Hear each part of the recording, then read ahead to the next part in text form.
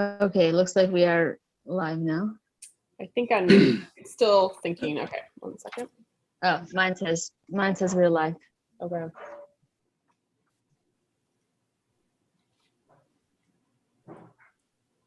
Okay. You can go ahead, Jenny. Okay. All right. We are ready to start. The first item, welcome everybody to our June, sorry, this is July, to our July meeting of the Sustainable Environmental Advisory Commission.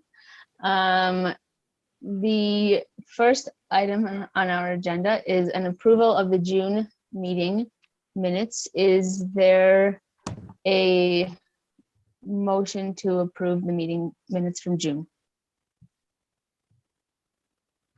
I motion to approve them. Is there a second? I can't see any hands. Bob, okay. Is Seconded. okay. Are any corrections or anything? Are they good? Okay, all those in favor? Aye. Aye. Hands, people are all muted, it looks like. Okay, next up, sorry, I'm on single screen and I lost my Word document. Okay.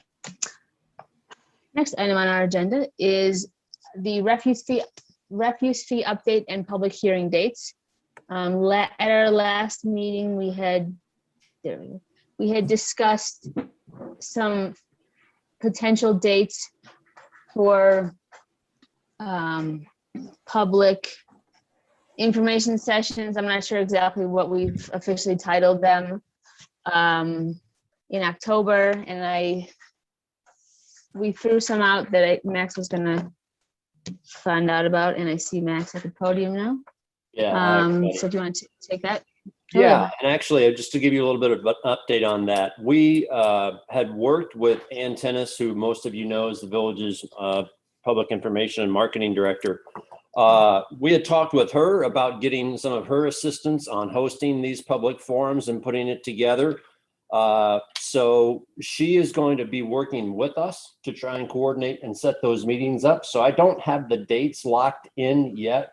Ann has been out of the office. She returns to the office tomorrow, but I think we're still looking at the same time sequence that we had discussed. So I know we'll be targeting, I think, that first week of November, most likely, which I think generally works still quite well for our timeline. So I will hope to have information out to you later on this week when she gets back in circulation tomorrow, as we start to shore up those dates and what that will look like. So I think it's going to be very helpful for us. As many of you know, she was very involved with the Public Safety Commission and their recent review over a months-long period of the use of force policy, which was just recently presented to the village board. So we're going to, enlist some of her recent experiences with that effort to try and help us organize the public forums. And I think it'll be very assistive in our efforts. So, so more to follow very shortly on that.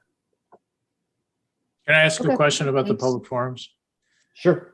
Yeah, so what is the purpose of public forums, and what information are we looking to get from that? I think we are looking to get input from the public as to a couple of things. Ways in which, what the thoughts are of the public for ways in which we can boost recycling,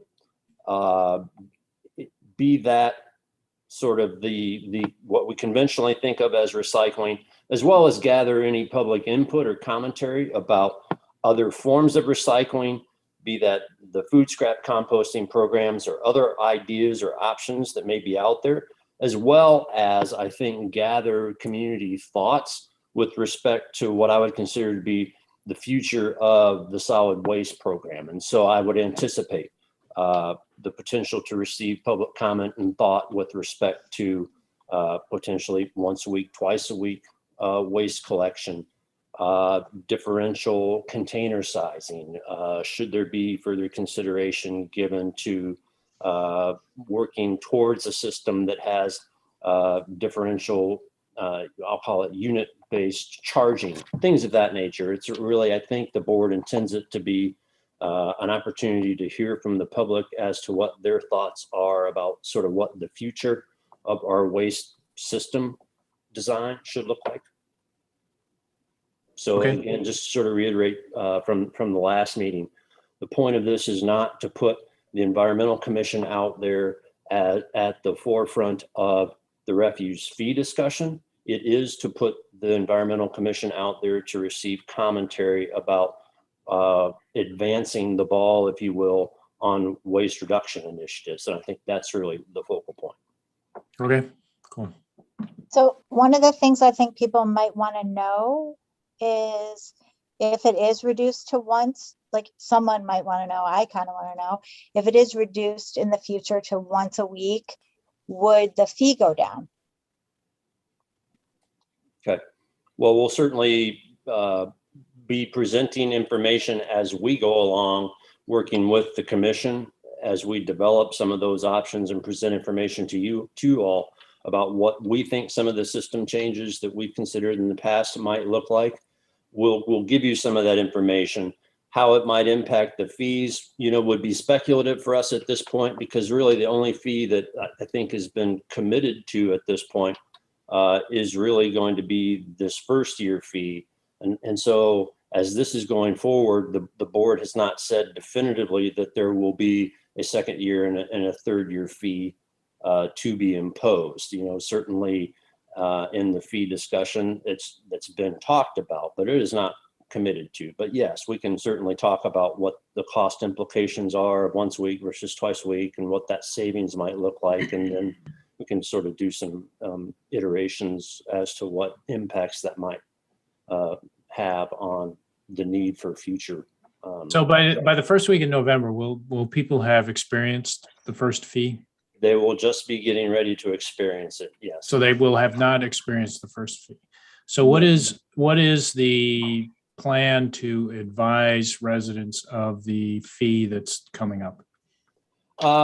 There will be public information that will be going out. That's a good question, Charlie. There's an FAQ document that I believe the commission has received at the last meeting. Yeah. So there will be some forms of public information.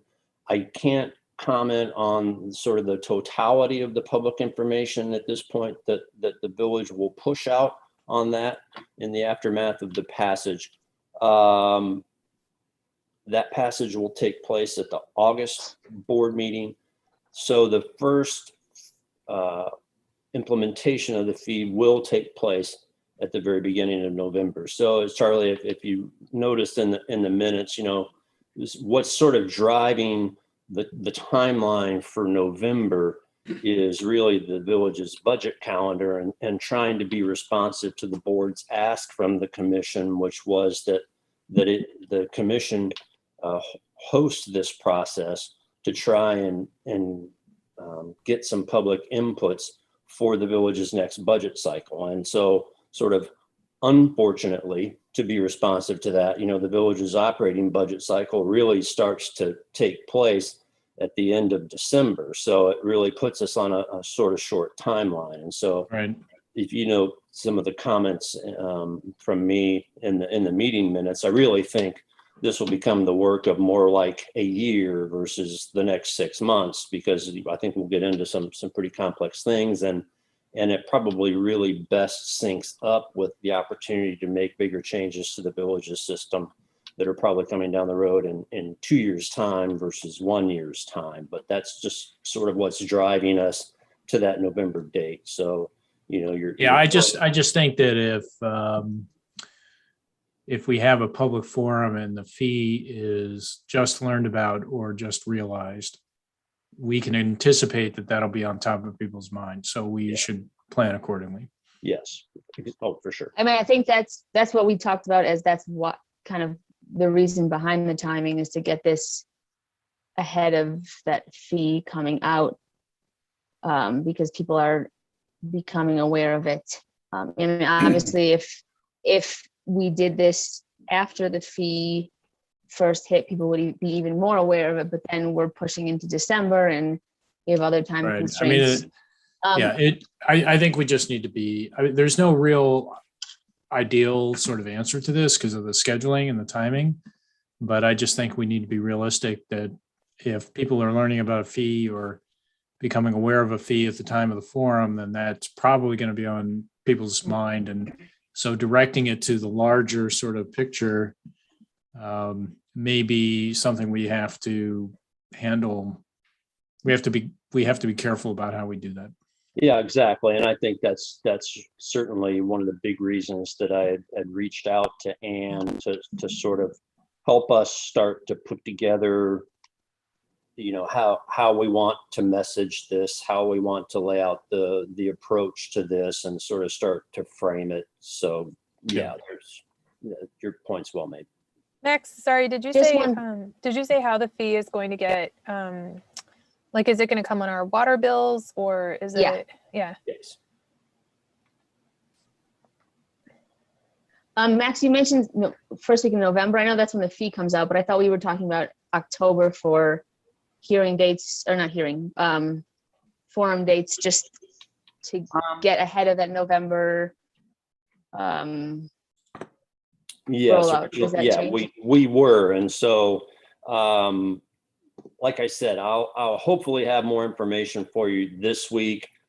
So it may well be that we'll be able to organize the forum date to be in October. So we'll be a little bit in advance of the fee. I just don't know that for certainty yet, but hopefully we'll have the opportunity to talk with Ann on schedule tomorrow.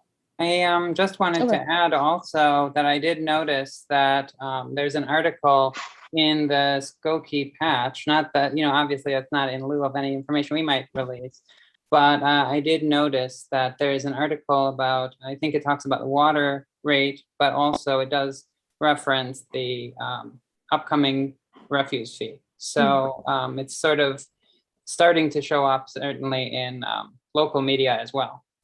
Yes, it did. It did show up in local media. It did show up out there in Facebook world in advance of the first reading at the last village board meeting. So is there going to be a Skokie News article about it? I'm sure there will be. Yeah, I'll get additional insights from Ann on that as well and send that out to you so you have a general sense as to the village's communication plan on that. Max, it's Bob Render. I apologize for missing the meeting when we discussed this.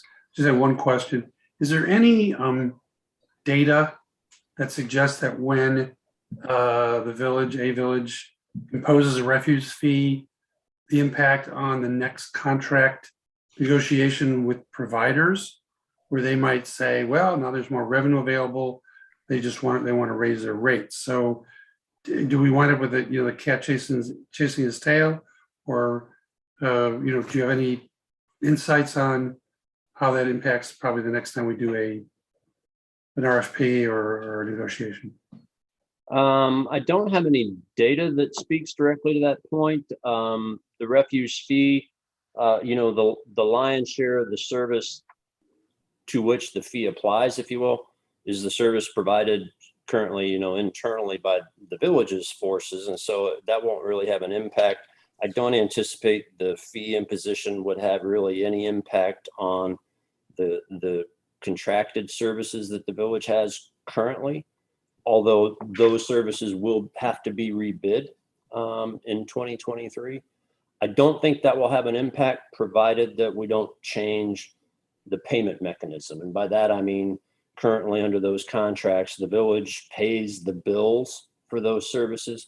So just one change that we would make that might have an impact on pricing, and it'd probably be fairly slight, is if we asked the next contractor to do direct billing to residents, for example. That would increase the cost, because if the provider has to bill residents, then they have to build in costs for loss and collection. That's a different scope. So right, but that's a different scope. Right. Other than that, I don't see that it would cause any change. No.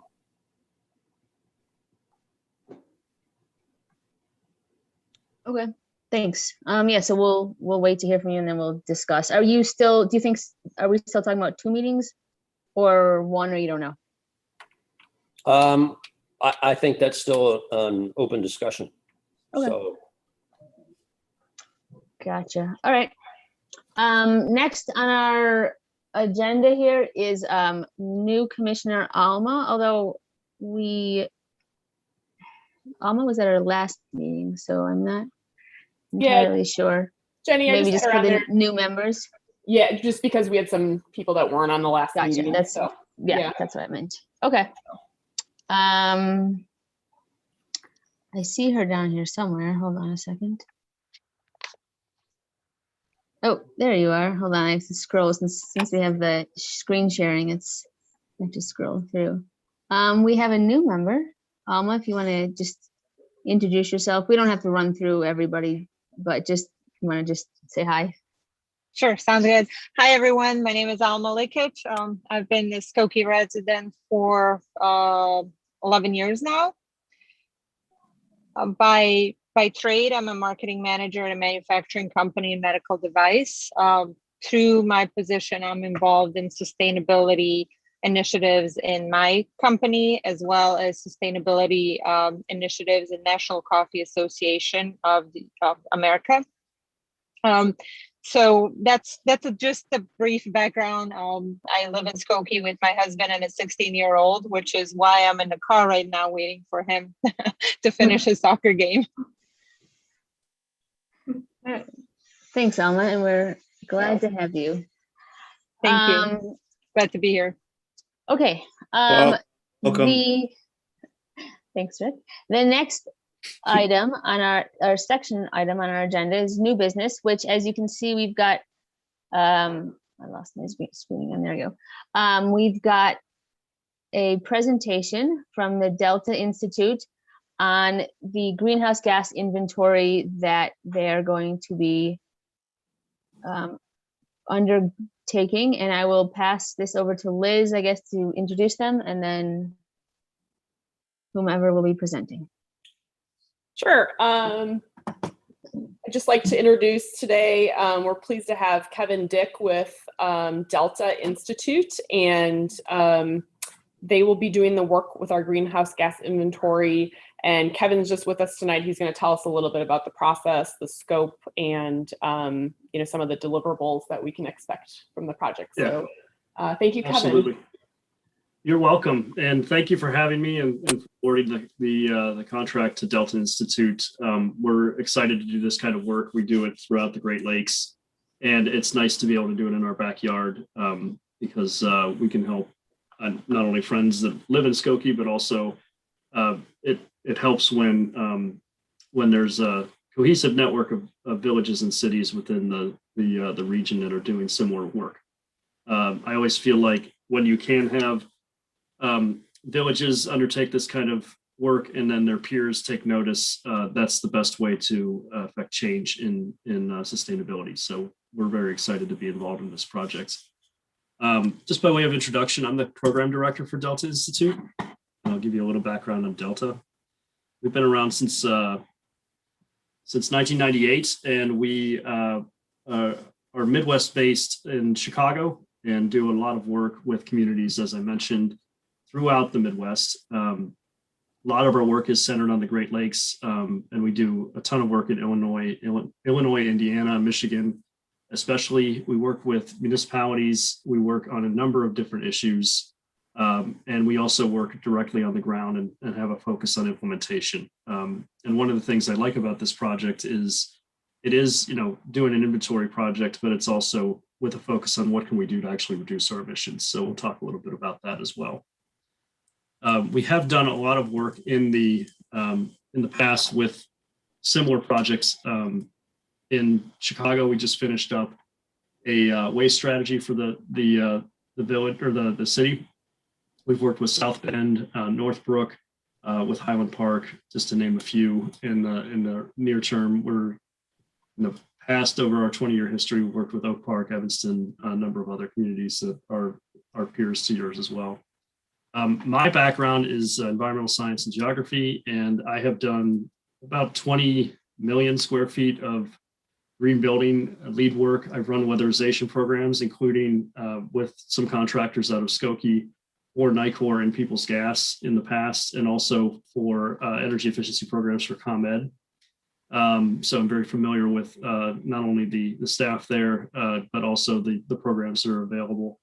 I've done large commercial and industrial programs for Cook County, and I have a deep background in not only commercial, industrial, but also residential energy efficiency and renewable energy as well. And just real quick, we do have an entire area we call our resilient agriculture focus, where we are looking at decarbonizing, through regenerative agriculture and other initiatives. We work with farmers directly in 3 states and have had carbon programs in the past in 16 states, and are looking to kind of get that back up and running over the next couple of years. I mentioned we're founded to encourage thriving landscapes and thriving communities, and we take this challenge seriously. It is very much at the core of what we do. And then we have several resources on our website. We have publications on how to do things, on learning about different aspects of sustainability and in our different core areas. And of course, we do publish reports that are done with clients as well, to learn from them and to provide learnings for additional municipalities that might be taking up our services. So one of the things that I wanted to get into a little bit, and I want to be cognizant of time. I think questions are welcome, so I'll try to get through this little presentation as quickly as possible and get to questions.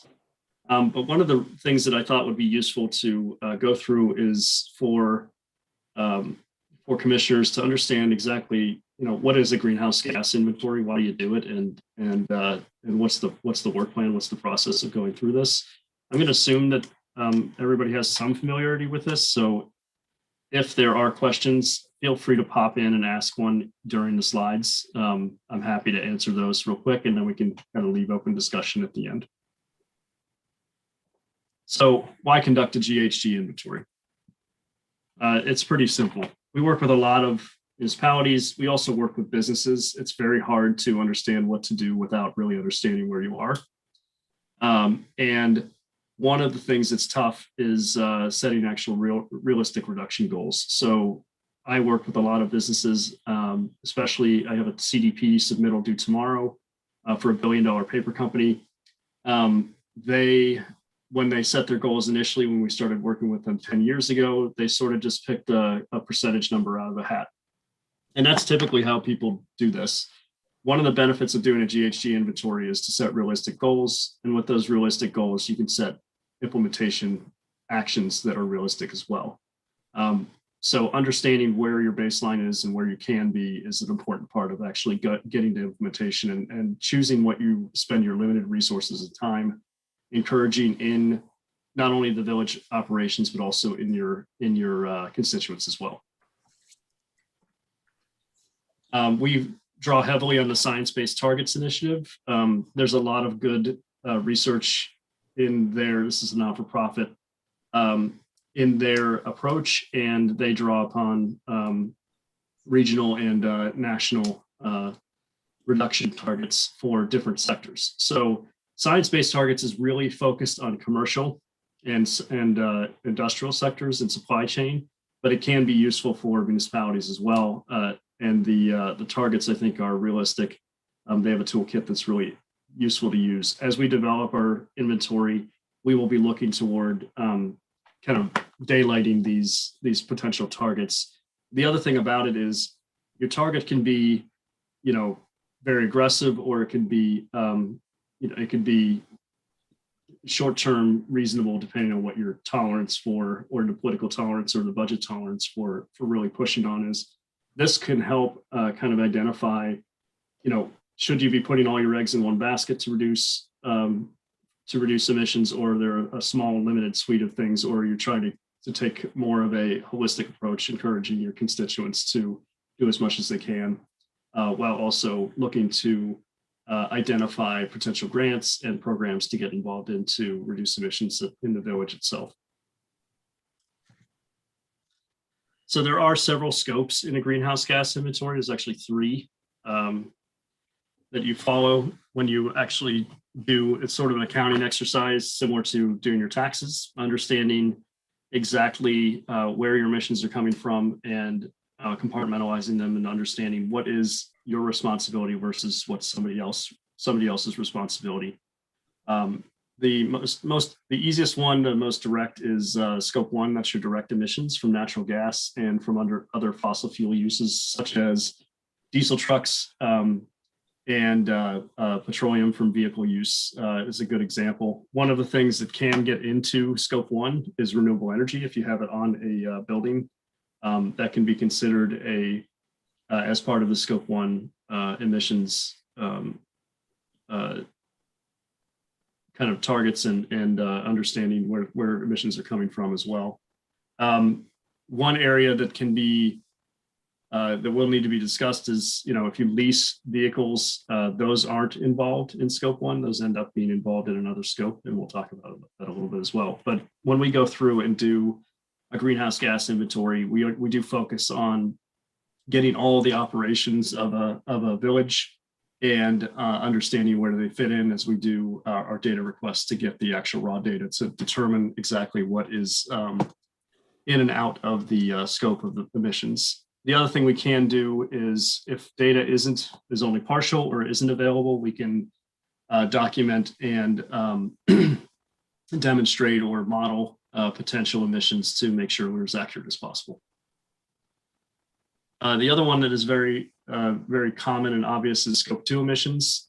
This is basically pulling energy bills from any available data sources and estimating those that are not available.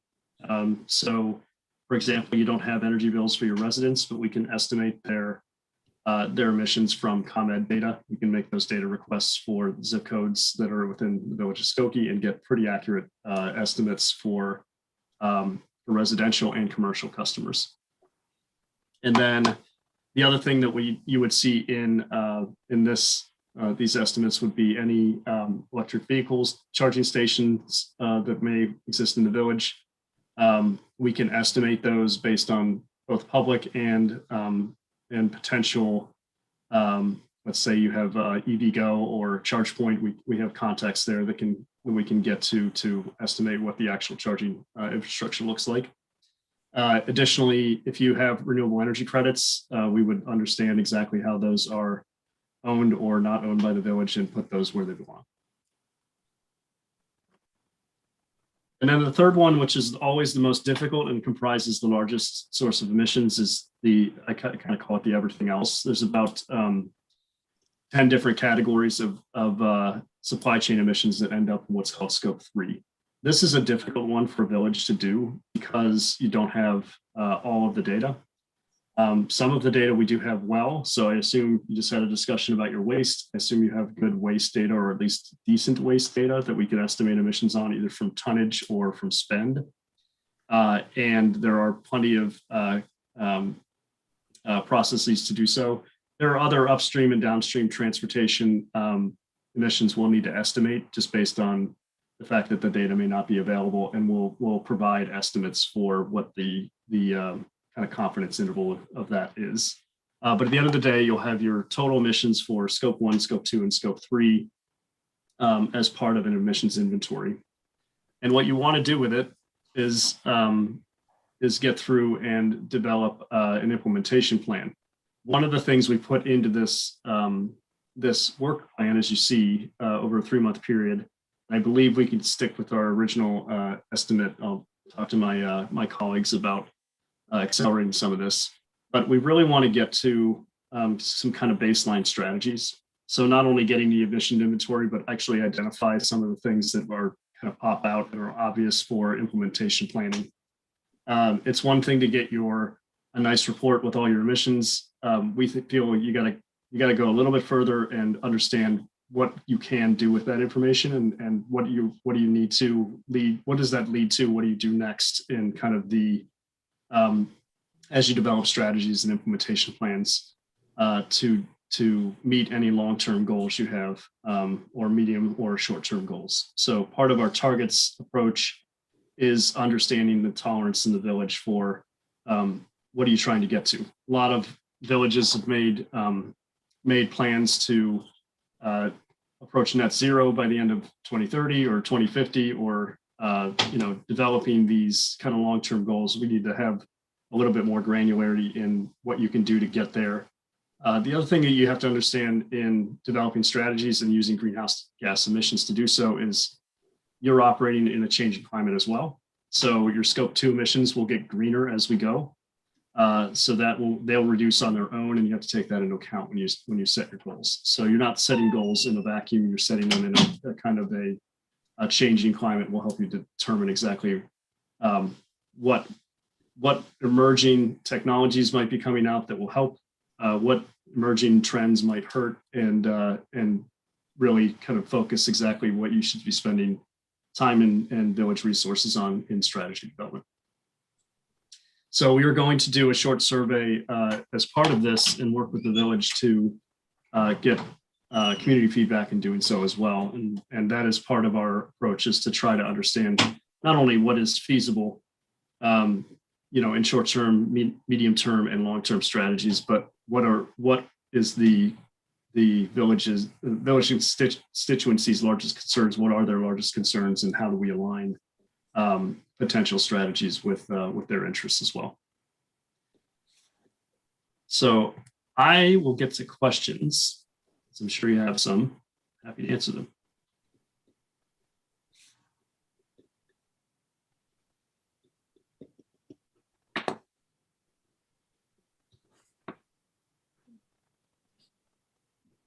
Well, I have a question. Sure. Just a general question. How can you and how can we make this study public and transparent? Well, we'll be collecting the data and annotating it. So the raw data will be available as well. And how we got it, and all the raw data, so we can make that available.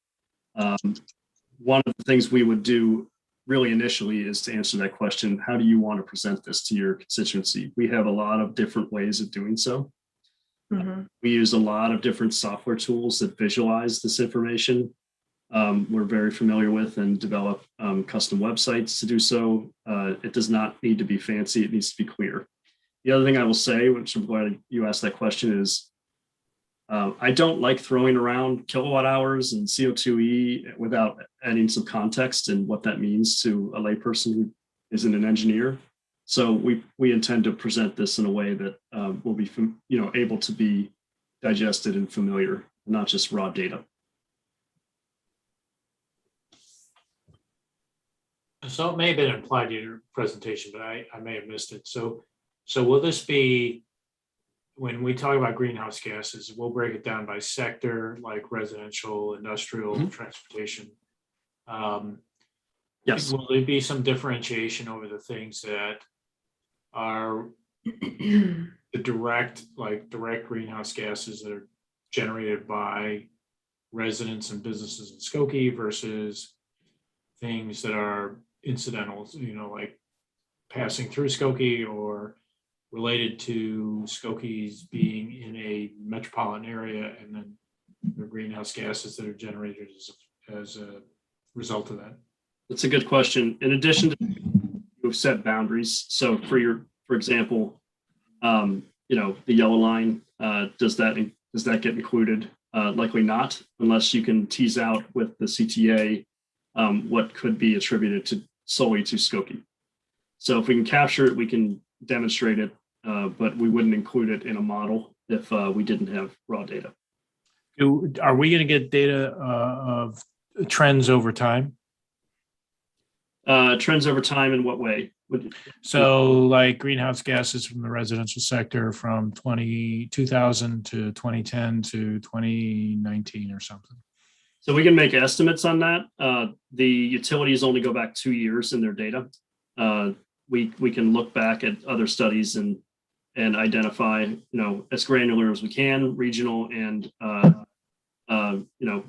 may be local. NICOR actually and ComEd have done some very good studies that tease out individual, contributions by zip code. So we may be able to tease that out over a longer period of time. But at least I have a question. I'm not sure if and I apologize if I missed it in the presentation. The scopes are defined or what 3 scopes are defined based on the data that's available. Is there a implementation recommendation at the end, or is that something that then we receive and we kind of pick apart and figure out based on the data that we receive from the 3 scopes that are so the scopes will include model data where we can't find we don't have actual data. So we would first set a boundary of what's in scope and what's out, and then we would split the different emissions sources up by scope and identify those individually as well. If there are data sources that have partial data or no data at all, we can go out and find model data. For example, if NICOR, I think NICOR's pretty good about having data available. So I'll use it as an example, but I actually think we'll get pretty decent data. If we were to use, look at the residential sector, their natural gas use, where we couldn't get data, we would look at averages for the age of the housing stock and make some modeled assumptions based on that. Yeah. Now based on the data that we. Go ahead. Sorry. Based on the data that's received, regardless if it's modulated or actual, is there an implementation recommendation at the end? So there's not enough. First of all, I think you need to get a baseline before you make implementation plans. We will make strategy recommendations for what to do next. So for example, you have housing stock. There may be some simple strategies around reducing emissions. Once we know exactly what the emissions are, if they're high relative to peers that we can identify, we would identify that. We would also be able to make recommendations on developing programs or working with utilities around developing programs to target certain emissions. But one of the things you want to do is look at all of your emissions and see what your biggest, it's almost like doing a budget for your household, where you're spending the most money, and then do you target that, or do you kind of cut across the board? Those are where implementation plans come in. We will suggest strategies, suggest implementation plans where they're obvious, but it's beyond the scope to really dig deep into individual things. And I think that is one of the things we want to get out of this, is to give you enough information to know where to turn next in developing those plans. Okay, thank you. So it's about render.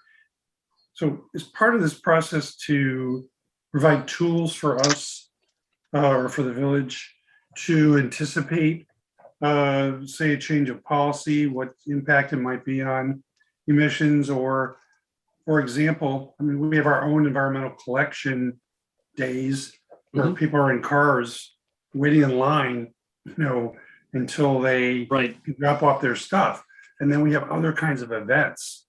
So, so the question one is about tools, and the second one is, how do you account for events that actually might incur more traffic or raise emissions? Yeah, I think that, so one of the things you can do, understanding, based on the demographics, what the average, emissions from vehicles in Skokie would be, you could do some estimates based on that, on what idling emissions might be in doing events as well. Without having, vehicle miles traveled, age of car and things like that, it'd be possible to understand exactly what those emissions are, but modeled emissions for cars in Skokie would be easy to do. There's a lot of good regional planning documents that can help us get there. I think the kind of policy that I would see, looking at out of an emissions inventory, once you identify, what your largest uses are, and not only that, but what are the largest opportunities, might be two things. It'd be to understand, what are likely trends going forward that you can take advantage of. For instance, electrification of vehicles, electrification of houses, and what are some of the commercial and industrial, institutional, you have big hospital that you can work with that you would want to really focus on. And then what are the challenges that might come about because of that? So for instance, you have an old housing stock in many parts of Skokie.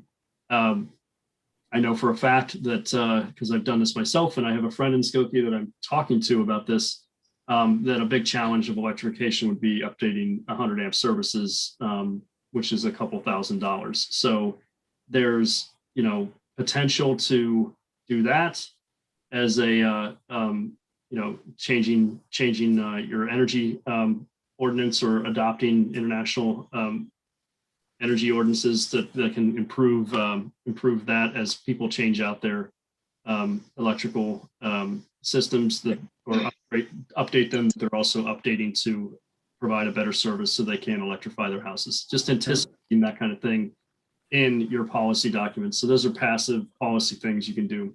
And then there's more active program approaches, working with ComEd to be a pilot community for these kinds of things as well, is something that would be of interest. But I think understanding what those challenges are going to be based on where the biggest bang for your buck is will help you focus resources.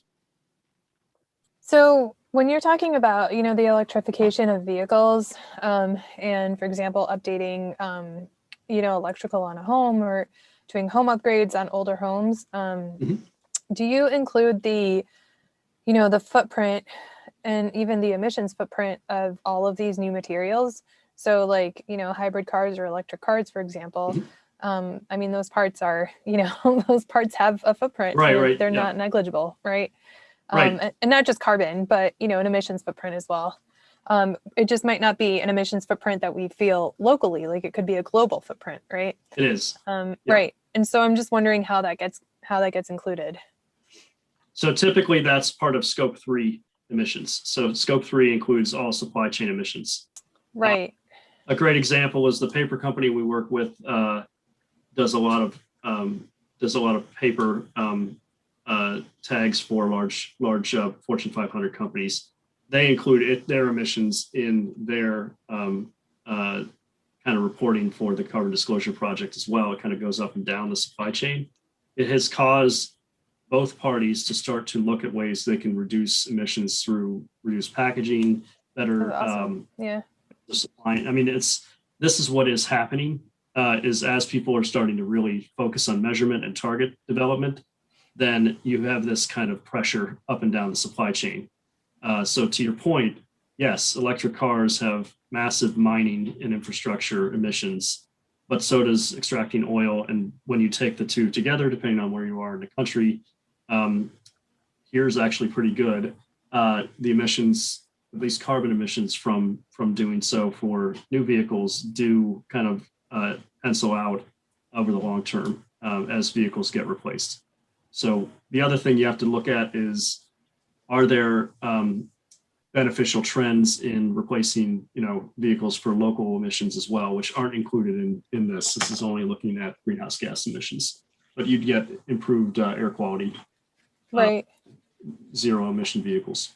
So I think that would be an important outreach, an important outreach factor. I don't know if this is within the scope of what you can do, but, if I were a consumer who was, and I am, who's very concerned about, well, is it better to like really wear out what you have, or is it better to switch to become more efficient?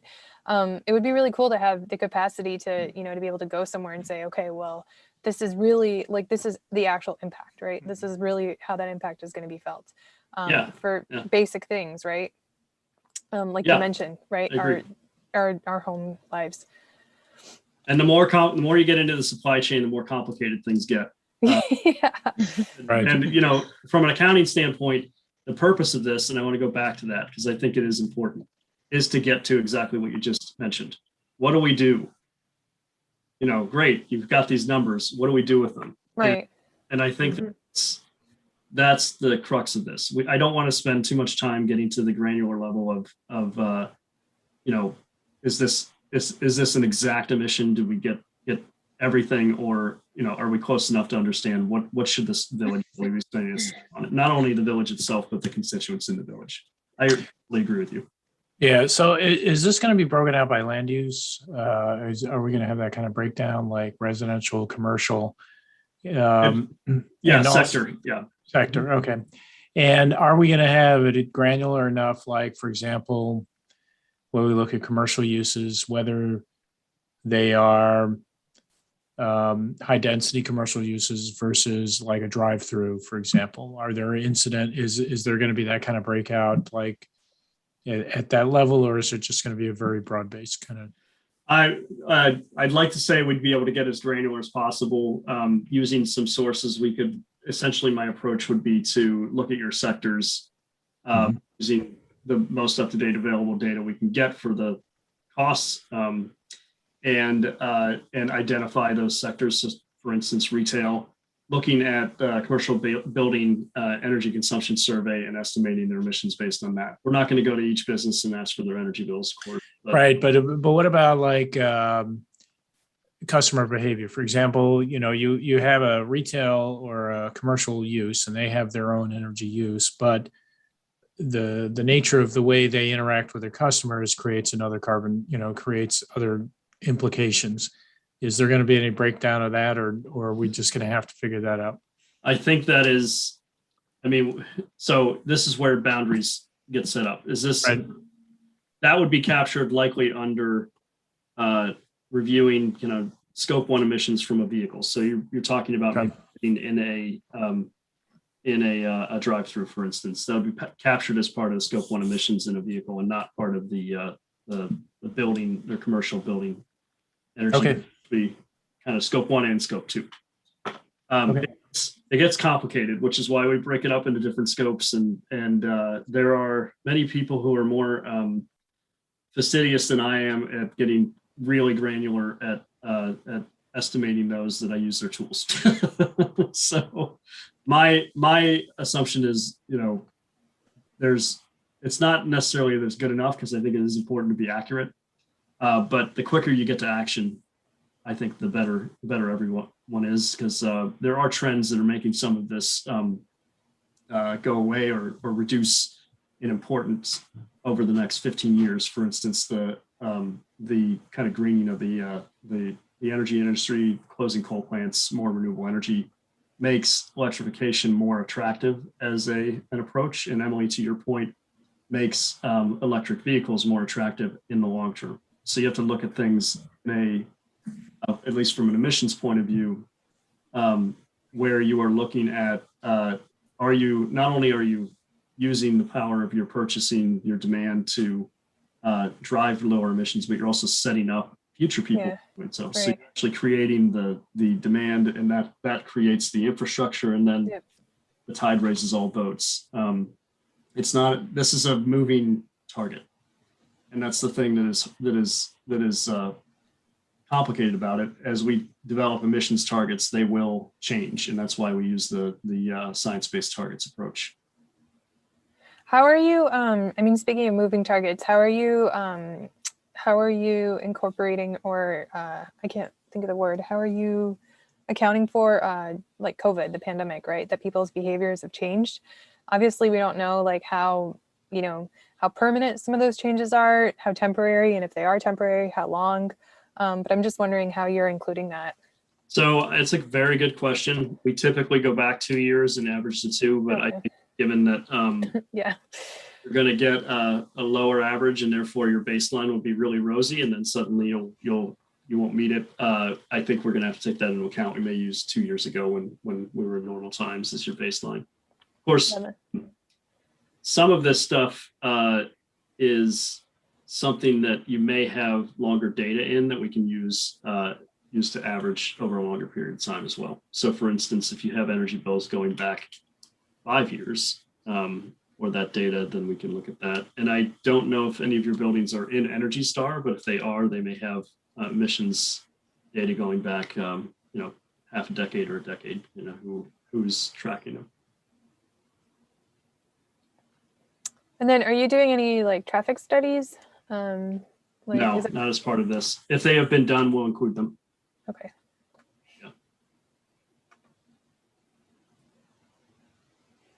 Any other questions?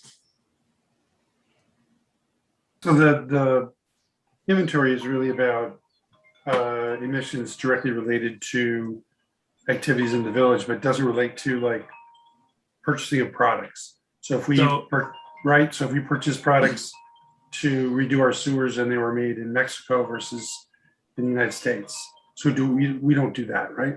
So scope 3 covers the entire supply chain. And generally when you do a scope 3 emissions inventory, you get better results if you have more granular information. For instance, if you have tons of waste, and you can even break it down by the waste that was recycled versus waste that was composted or landfilled, you can get more granular emissions. Sometimes that's not available, and you just have to use purchased, you basically use dollars and you run that through various tools to get an emissions estimate.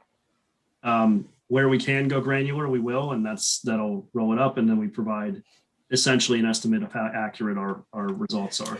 Scope 1 and Scope 2 are almost always very accurate because you're literally providing, energy bills, which are super accurate, metered, and even vehicle miles traveled can be accurate. That ends up in Scope 3. But Scope 1 also includes propane purchases and gasoline purchases and diesel purchases, which can be very accurate. So I'd imagine if you have diesel purchasing data for 2 years from your firehouses, we'd want that, and we could estimate the emissions based on that, assuming it was all burned. So,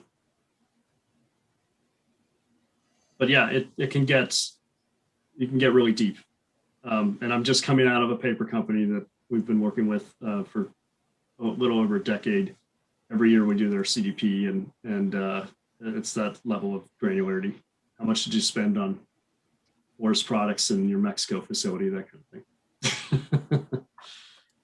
But I think that there's a lot of ways to go with this. Where I tend to go is, do you see when you get it down to sector, you typically see commercial and residential and industrial kind of have a third, on the energy side, and then transportation usually takes up a large chunk of the total emissions when you take, usually between 30 and 40%.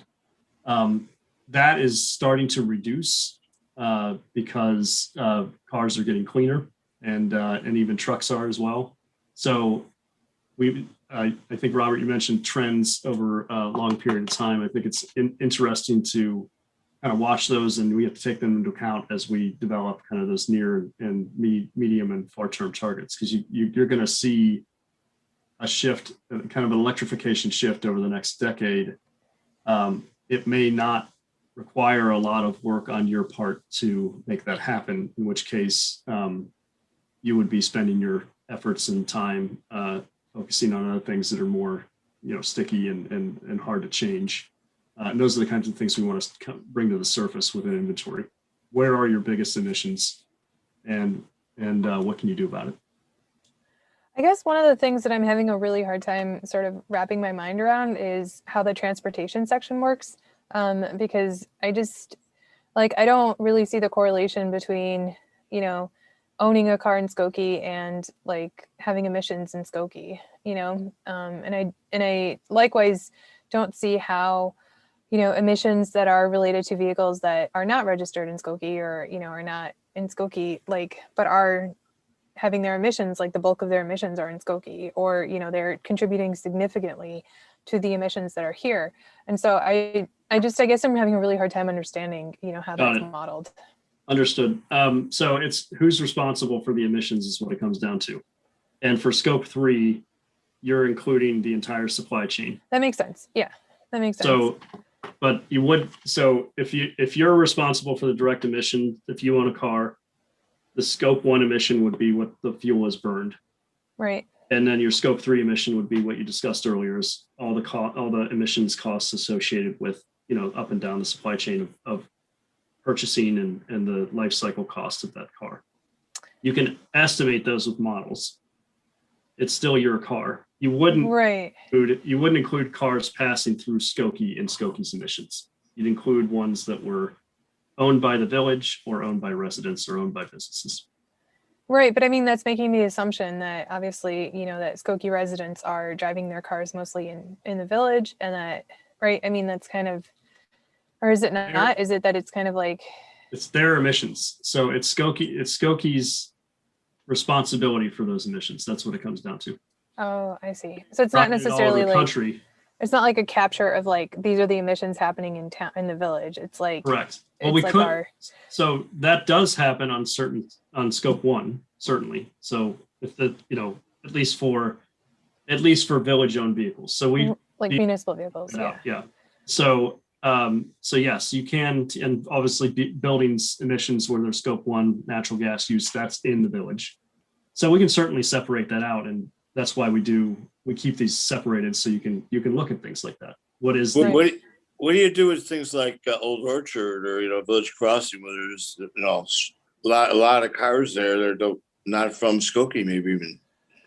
So we wouldn't include those in Skokie's emissions because they're not. But that was part of my question about different land uses, because Skokie makes land use decisions about commercial development, residential development, and those decisions induce emissions, right? So if Skokie is building, if their economic development program is a lot of drive-throughs, and if you see a lot of drive-throughs, Skokie's making decisions that generates more emissions.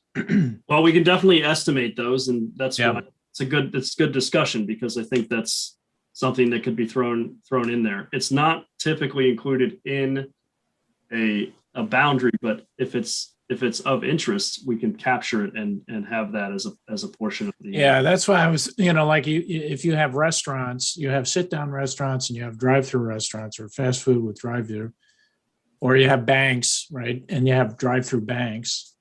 Clearly, different ways that customers are, the service is delivered has implications for various levels of emissions, and that's what I was asking about. Yeah, it's kind of similar to, do you want to have a heavy emission factory in your village or not? That kind of approach. So you're right on there, because you're basically, can you influence policy or land use decisions that reduce the likelihood of those things happening in the village as well, right? Whether they're village owned vehicles or not. Yeah. Because if you're going beyond just, things like drive-throughs or not, and you look at, well, where are you putting your housing? Are you making things more walkable? Are you making things more bikeable? Access to public transportation, like what are the zoning decisions, like the development decisions essentially that you can make to promote, a greener living? Yeah, I think that's a good thing to add to our review. So the purpose of this scope is to identify those things. How significant are they? And should you be discussing them, making decisions based on them, or are there other larger emissions sources that you can spend your time on? And also, kind of to my earlier point, are these things going to resolve themselves through technology, or is this going to really take a massive change in the way that we, to your point, walkable cities and policy? I mean, zoning, right? Zoning. Are there cultural changes that are going to happen, or are there ones that really do require intervention from the village? And we can identify, those as part of our review. Suggesting, I'll have to work with my team. In some cases, it's going to be very obvious, like, do more energy efficiency programs. You're 10% above the national average or whatever.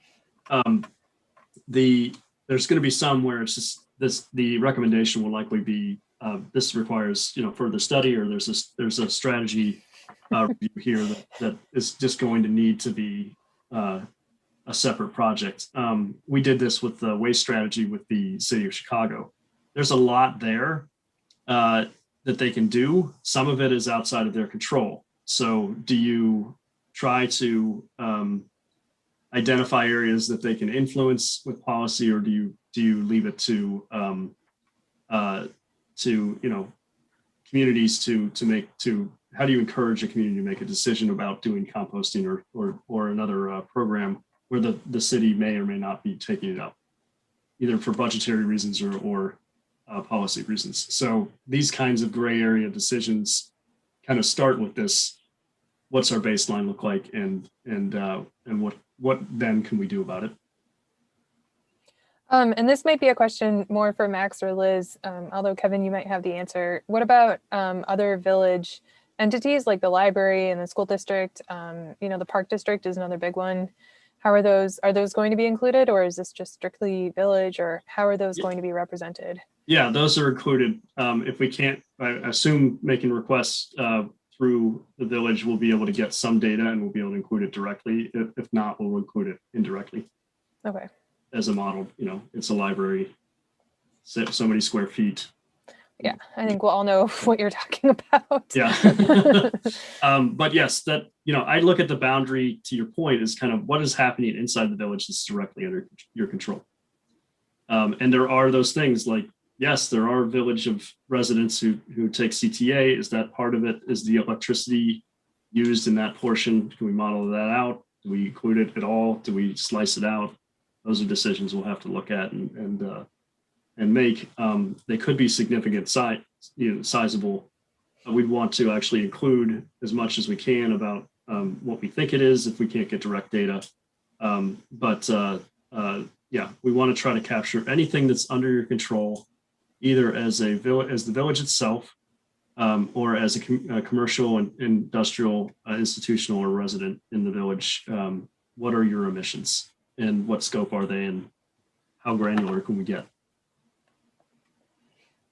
And that's kind of the real focus. And then getting to, what are the obvious strategies that pop out, and where are the areas that need more review?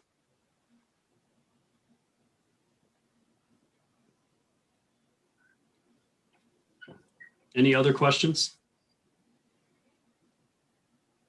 It's a challenge. I think you're going to come out of this with more questions. Well, I think our initial objective is fairly straightforward, and that's to come up with a baseline. Yeah. And we haven't had really that to date. And to the extent we can have that is broken out by sector, I think that would be very helpful. And to the extent we can have that as granular as possible would be a starting point for measuring things, so that as we look at recommendations, we can evaluate the impact of circumstances or things that have, things that have happened, and we can make a determination. So I think, at some level, we're going to achieve some progress here, hopefully. Yeah, and the idea is to set targets that you can actually be realistic. Okay, if we know our baseline is this for buildings, and a realistic target for working through based on what everybody knows about efficiency and renewable energy is this for the short term, and this for the medium term, and this for the long term. Here's our plan. The here's our plan part we won't do in the scope, but we'll help you develop kind of those baselines, and then suggest some targets based on our what we know. I think the other idea is to help identify what some priority areas would be. Yeah. So I mean, if we all have a lot of angst about recycling, but if it turns out that recycling has a nominal impact, maybe we'll have focus on something else. That's a tough one. Until there's some producer return programs that take seriously, it's going to be a tough one for recycling, because unfortunately most of what we actually get into recycling goes to a landfill, or eventually gets to a landfill. There's a lot of plastic, especially, though cans do pretty well. So, but yeah, we've been watching that one for a long time. And when China stopped accepting most of the stuff that we sent them, it kind of disrupted the recycling market, which is why you're seeing increased fees. They're not getting a lot of that stuff they used to be able to sell, then now they can't. So I know recycling markets have never been higher. So I don't know. That may be changing. Well, it depends on the products. I mean, it's at the end of the day, it's a commodity. So if you're talking about aluminum, yes. If you're talking about various mixtures of brass, maybe not. There's a lot of it's a weird market. And if one book that I kind of turn to a lot, and the writer of Junkyard Planet, who's also Bloomberg correspondent, has a lot to say about the recycling markets. So it's a good read. Good. Thank you so much, Kevin. That was very informative. Yeah, no problem. And as we go through this, we have a lot of resources at our disposal and a lot of experts in our staff. If these kinds of questions come up, we're happy to dig into them further. It's kind of a fluid document to serve what you need for making decisions going forward. So that's what we want to get to. So I will be in touch, Elizabeth, with you about next steps, but I assume a kickoff and then getting our scope underway and getting through it as quickly as we can, getting the data and getting some results to you guys. Great. Sounds good. Thank you, guys. Thank you, Kevin. Thanks, Thank Kevin. you.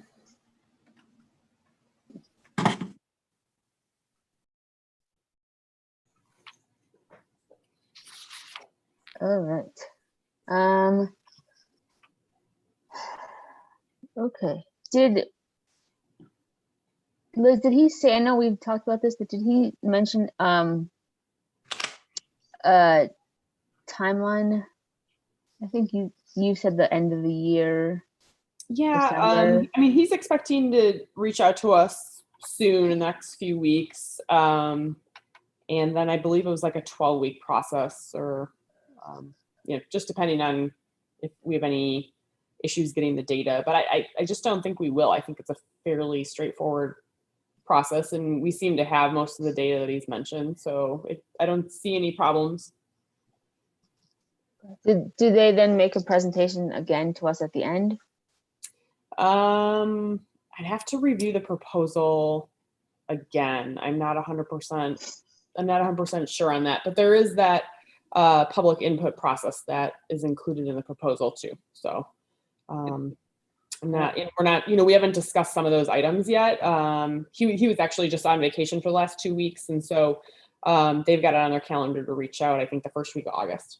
I did, I don't know if this answered the question, but I was looking over the proposal again, and it does seem to suggest that on week 11 or 12, it says we'll develop a public-facing, easy-to-understand presentation for the Village of Skokie to share the findings and recommendations of the study with residents and other stakeholders.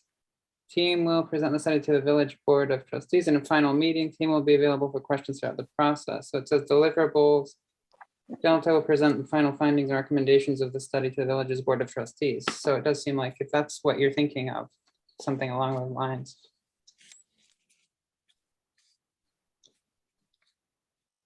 I don't know if that answers but it seems like that's what you're, right? Yeah, Jenny, that's what you were. Yeah. Sorry, I was nodding, but forgot to talk. Okay, thanks. Okay, so that's, this is where we need to be, and then most obviously we're not very involved in this, but they kind of do their own processes, and then we step back in when they are done and figure out where we take that information. Hold on, let's pull this up. Okay. I think we can move on with our agenda then. The next item on our agenda is composting at the Backlot Bash.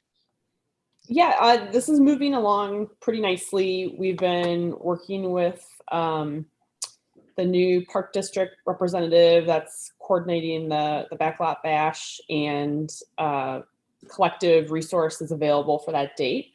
And we have a meeting with the Park District on Friday to kind of work out some of the details regarding volunteers and locations of the composting and so forth. But it's going to be back, and I think it's a good opportunity, for the public to see that again.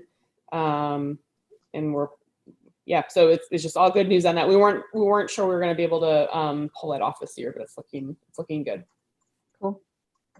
I just don't have a 2020 shirt. I have a shirt from every year from 2017. I think it was the first year. No, 2007, 8, I think 7 or 8, 7. I wrote the theme song. So after the meeting this Friday, I'm gonna have a better sense of what resources we're gonna need. We most likely will be looking for volunteers. I'll probably have to talk with Anne about also. I think last time Jenny, do you remember how you signed up last time? Did you sign up like a sign up genius online? Or? I think so. I think it was Okay. something like that, but Yeah. I can't guarantee that's accurate, but I think it was something Okay. in some digital format. Okay. So yeah, so we'll be sending out more information after we talk to John on Friday, on looking for volunteers and so forth. Okay. Is there gonna be an SEC booth or table or something? No. No? Okay.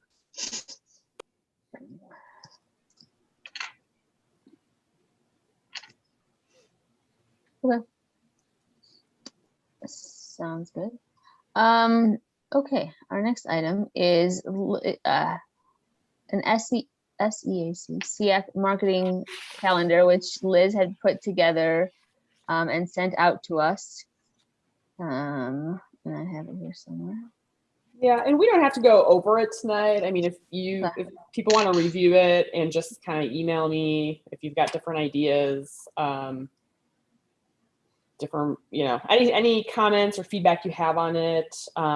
Mostly this would be the social media for the Facebook and Instagram pages, but then oftentimes we'll do kind of a blitz where if it's a like for example, if it's spring greening or something, then we would have it in News Skokie and E-News and the other outlets. So it's just meant to be kind of a template, but if I don't hear anything, we'll probably get going on it soon. And so feel free to chime in with any thoughts, ideas, additions you have on it. I thought it's a really good start. I don't know if anyone got a chance to look at it, but it's So what year is this? seasonal. Well, Charlie, I just kind of came up with a general calendar Okay. because a lot of, if you're looking at the themes, a lot of them just kind of go with, events that happen each year. Okay, so it'd be kind of a cyclical thing. It's Yeah. I mean, they're seasonal. It's not really Right, okay. related to any particular year. It's stuff that, Yeah. And then of course, like if we have an open forum for greenhouse gas, or we do have the refuse, we can just bump something that's on this calendar. And actually, As long as you keep saying we're really cool people that do great stuff, well, I'm cool with it. I actually was just looking it over. I think it seems like it's really pretty comprehensive, I thought. And I did notice there's the eco-friendly, for like around the holidays, eco-friendly gifts thing and stuff like that, which sort of attempted a little something like that myself for our website a little while back. I think it's like 2017, 2018, something like that. But I think that would be good too, sort of, to tie. I don't necessarily think that people necessarily think about those things, and it's a good way of putting a lot of these issues on the radar. So I think one of the things that two major things that we have coming up. One is this whole refuse fee thing. So there's going to need to be I think a communication plan, maybe not necessarily marketing, but certainly a communication plan around that. And then the other is the sustainability, the new sustainability plan. And I don't think we've really talked about how we're going to solicit public input into that, but that might be something else we want to think about.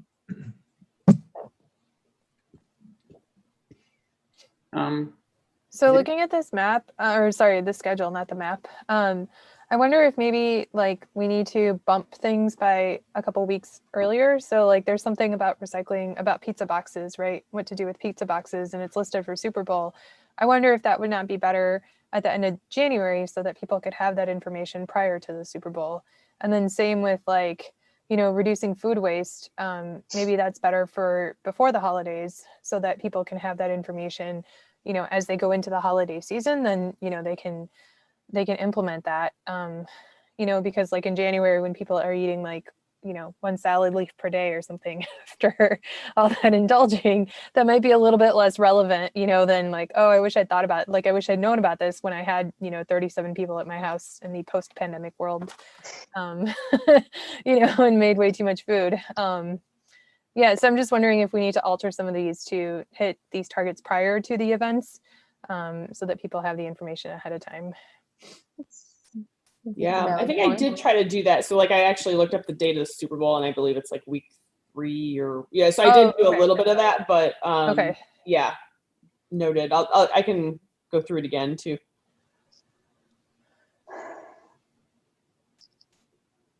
Good point though. Yeah, I mean, some of the things are just like on the day you get reminded, like Earth Day, on Earth Day or on Arbor Day or on these days, the reminders come out. But some things that you want to know for the day to prepare, you have that in advance. And I guess also the question is, since I don't know if we want to take like more of a multi sort of pronged approach to this, like would some of this, like the eco-friendly gifts thing or the reducing food waste, or I don't know, would some of these sort of selectively, I guess it could be potentially there was a way to work that into like New Skokie too, right? To have some sort of article maybe appear in conjunction. So that way, those who might be more inclined to read the print newsletter, would get that kind of information also, or? Yeah, I mean, my plan was as long as SEAC approves this and didn't have any, too many changes, I was going to give it to Anne. And then maybe together we could identify some highlighted ones within there for the New Skokie. But, like you said, Charlie, I think the refuse fee and some of those public forums and the inventory, some of those are it's going to be clear that those are going to be what's in New Skokie.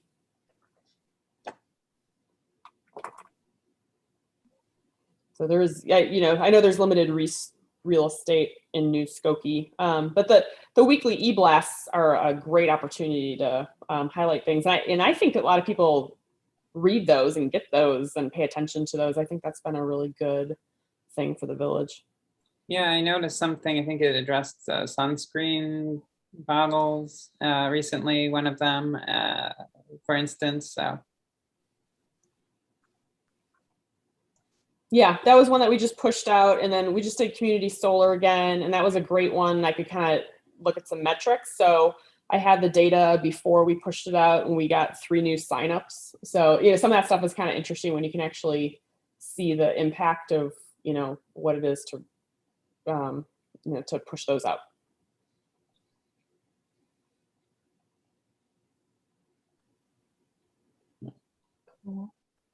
Yeah, so anyway, just feel free to review at your own pace and shoot me an email. It's kind of a work in progress. Yeah, I mean, overall, I think it's good. And I like the idea of I like the idea of a programmatic approach to this. I think it's good.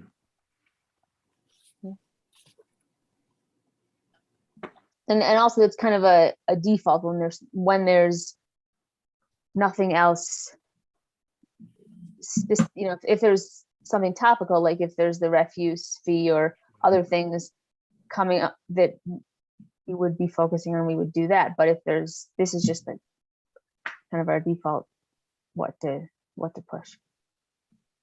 And it can still come out if it's an email, you can put 2 things. If it's New Skokie, obviously you can't put everything on there, but a Facebook blast or an email blast, you've got more latitude to include more things.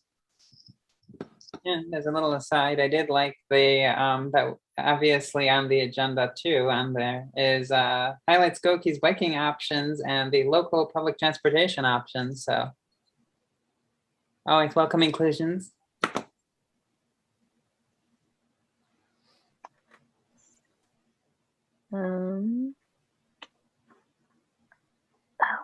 All right. I think that okay. Yeah, I mean, Liz, do you need anything specific from us, or just you want to get started on putting this out? I just plan on kind of jumping in. Alex is on the meeting. Alex runs our Facebook. He's the face of Facebook. So he'll be doing a lot of, helping me with a lot of the actual, blurbs and that sort of thing. But, just kind of know that this exists. And if you have an idea, I can always, kind of keep a running ideas on the bottom to update the calendar for next year. So, and and actually I did keep an Excel spreadsheet on some of the ideas that I had been given from you, and that's really how this started.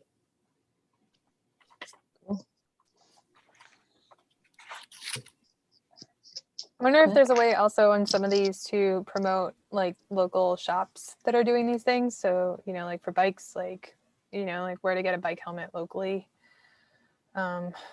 or, you know, things like that. I don't know how possible that is or what the optics are of, you know, being inclusive of all local businesses. But that would certainly, I don't know. I think that's always a nice thing.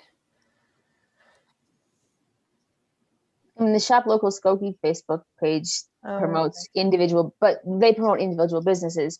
So, and that's official, right, Liz? So I think there's precedent for promoting an individual business or 2, 3, 4 individual businesses. And obviously there's always concern about, are we just favoritism and right? Yeah, but I think there's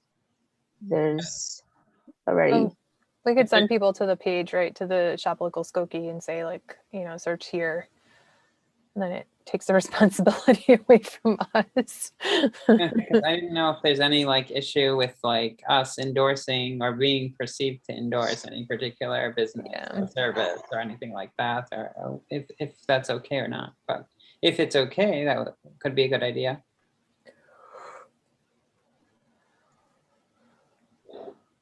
I know the answer. Andrew, I don't think I caught that. Were you talking about the businesses again? Yeah, I just didn't know like what the policy or sort of stance of the village would be on the idea of a commission being, you know, either endorsing or being seen to endorse a particular business or service or product or anything like that. Well, I didn't know if there's, you know, an official position, but that's all I was asking. Otherwise, if there isn't, and it's perfectly okay, it would, you know, obviously it's always nice to be able to help out the local business community. So, well, if anybody has a particular idea, just let me know and I can run it past Anne. That would be a good start. Cool. All right.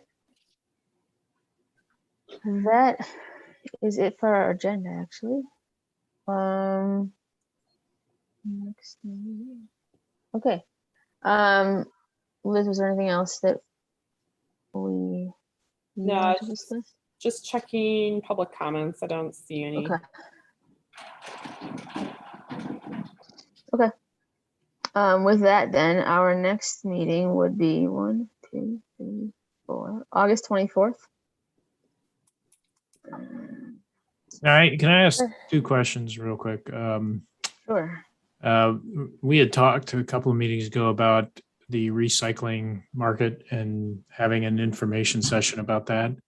And I think the sense was that it would be easier to do it as part of one of these meetings rather than just schedule a special meeting for that. Can we put that on the agenda at some point? Yeah, that's no problem. Charlie, I think we're just trying to also, as we get along with the refuse fee, Sure. There might be something time sensitive. So yeah, we'll try to fit it in one of the next meetings. And I also think there was an interesting conversation that came up between meetings about the park district, one of the parks, and allocating land for parking. And I think it raises some interesting issues. I think it's something we might want to consider. I don't know if that's something that we can have a direct input on that conversation, but certainly as part of the sustainability planning process that we're going to go through, how we approach those kind of land use decisions. Yeah, well, we can circle back with Matt Brandmeier as well. I know Max and I met with him a few weeks ago. And again, this meeting was going to be the kickoff for the greenhouse gas inventory. Sure. And so we just have a lot going on, but we'll circle back with him on getting to a meeting as well. Okay, cool. I just have a question. As you said, circle back. I thought maybe I was watching a press conference. Sorry.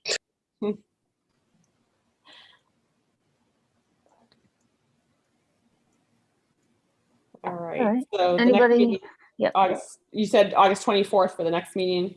Yes. Okay. August 24th. Okay.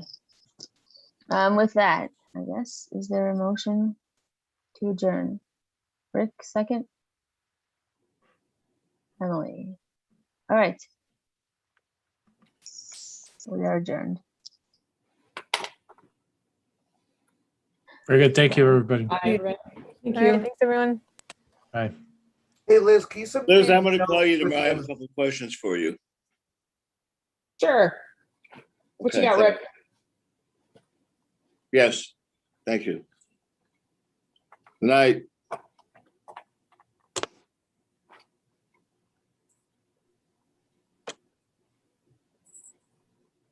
I was gonna say, can you send me, yeah, that was weird. Can you send me his contact info? So I can try to send him what I have for the vehicle emission stuff, so get them going. Oh, yeah.